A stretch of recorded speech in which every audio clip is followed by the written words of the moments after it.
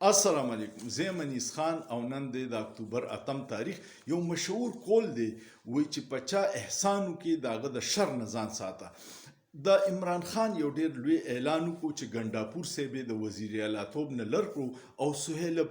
افریدي نامزد کړو. عمران خان په دریو کسو باندې ډیر لوی احسان کړی، یو په پرویز خټک باندې هغه ول په سخته کې دوکه ورکړه، یو په محمود خان باندې احسان کړی، ډیر لوی عہده ول ورکړی و، پوره صوبه والا کړی و، هغه په سخته کې دوکه وکړه، او یو ګنډاپور صاحب له ډیر لوی عزت ورکړی او هغه په سخته کې په هر موقع باندې د عمران خان د نظریې سره دوکه کړی و.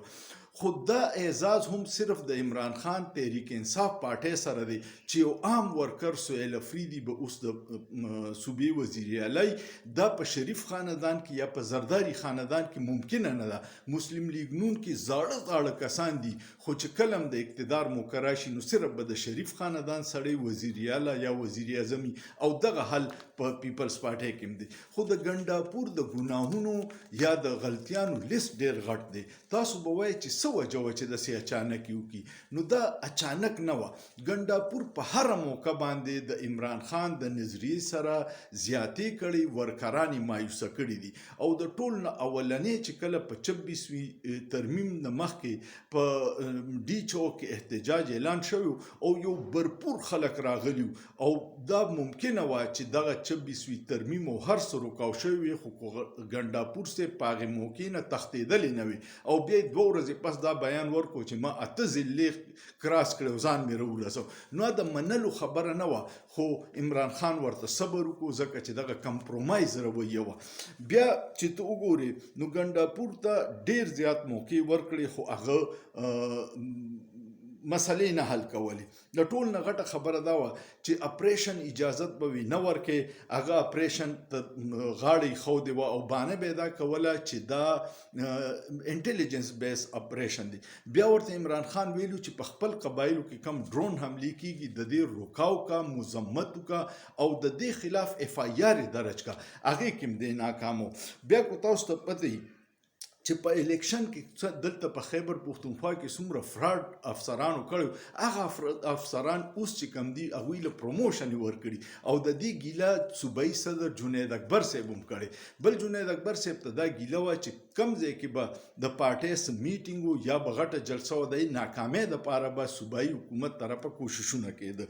بیا ته دې ته وګوره چې شیر افضل مروت چې څومره په عمران خان په فیملی پسې او پارټۍ ته نقصان رسول، هغه به هر وخت د ګنډاپور سره او هغه ورله سفارش کو چې دی واپس پارټۍ ته راولي. نو دا ټول شیزونه خلکو ورکرانو کتل. بیا د دې اختیار ته وګوره 2 ورځې مخکې صنم جاوید د پیښور نه اغوا کیږي او هغه هیڅ نشو کولی ځکه چې دې نه ثابتېږي چې د وزیر اعلی توب ګریپ ډیر کمزوري دی او د عمران خان د نظریې سره چې کم ورکران ولاړ دي او پای باندې فراډ او جعلي اف آی آر دي، هغه هم دې نشي بچ کولی په پیښور کې. بیا د ټول نه غټ نقصان یې دا وکړو چې حلیمه خان باندې ډایرکټ الزامات ولګول چې دا د ایجنسیانو ښځه ده. نو چې د عمران خان په جیل کې دی، ښځه په جیل کې ده او په فیملی باندې ته الزامات لګې چې تا له هغې عزت درکړې، نو ته د دې عزت قابل سړی نه ځکه یې دا دغه وکړه. بیا په پارټۍ کې ګروپ بندي هم شوې وه. بیا د سینټ په الیکشن کې خلاف ورزي وکړه، مرزا افریدي له سره د ایم این اے ګانو، ایم پی اے ګانو، سینیټرانو لاهور ته لاړو، خو د عمران خان سره ملاقات له نشو تللی او د عمران خان سره ملاقات 45 میاشتې د ټوټل ډرامه کوله. کله چې په سپریم کورټ کې عمران خان ورته درخواست جمع کړ، پای د سره درخواست دستخط یې نه و کړی، خو دا وجه دا وه چې صرف د عمران خان سره نه میلاوېدو ځکه پته ورته چې زه کم کارونه کوم ټول د عمران خان د نظریې سره غداري ده، په دې وجه باندې دی نه میلاوېدو. نو دا ټول شیزونه چې وګوري ښه د صوبایي صدر جنید اکبر صاحب هم ډېرې ګیلې دي او هغه وقتاً فوقتاً په دې باندې کولې او د ګنډاپور صاحب نه وي. نو دا ټولې وجې وي چې ګنډاپور صاحب نن ختم کو. ډیر بهترین فیصله زه په سوشل میډیا ګورم، د تحریک انصاف ورکران په ډیر زیات خوشاله دي. یو کس ما د سیمونې لیدو چې د ګنډاپور په حق کې ویلي چې دا غلطه فیصله ده. نو د دې نه دا یو عبرت اخیسته پکار دي د ټولو کمپرومایز لیډرشپ له چې کم دی تحریک انصاف کې چې د عمران خان لاس دنه لر شو نو څوک د په کور کې ووټ نه درکوي کونسلر هم نشي برتي کېدی نو غداري سله کوي د نظریې سره او ورکران سله مایوسه کوي خو دا د تحریک انصاف یو کمال دی چې عام ورکر به وزیر اعلی کیږي دا په نور یو پارټیانو کې نشته دغه سیاسي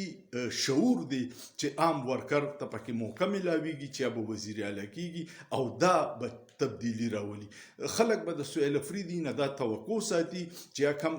په اسمبلی کې تقریرونه کړي دي په هغه نظریې باندې ودرېږي نه ګنې د ګنډاپور غونته کمپرومایز شي کنې د بم بیا انجام ډیر خرابي امید لرم چې تاسو پوه شئ چې ګنډاپور د لر کولو وجوهات څه